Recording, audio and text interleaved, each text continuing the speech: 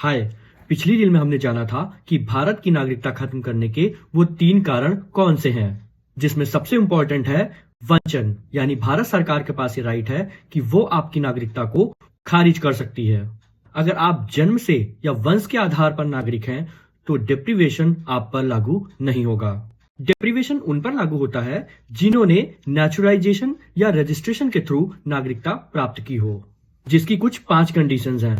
पहला, संविधान के प्रति अनादर, यानी ऐसा भारतीय नागरिक जो संविधान के प्रति पूर्ण आस्था नहीं रखता है।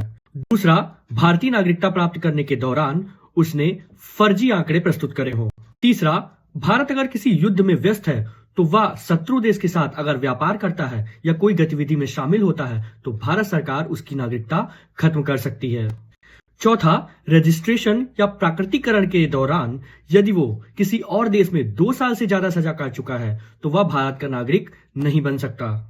पांचवा, अगर वो पिछले 7 सालों से किसी और देश में रह रहा है और भारत से कोई आधिकारिक संबंध नहीं रखता है तो भी उसकी नागरिकता खारिज की जा सकती है। पर ध्यान रहे, ये नियम जन्म से भारतीय नागरिक पर लागू नहीं होता है। तो सवाल ये उठता है कि क्या जो जन्म से भारतीय नागरिक है, अगर वो किसी आतंकी गतिविधि या एंटी नेशनल एक्टिविटी में शामिल हो जाता है तो भी वह भारतीय नागरिक रहेगा?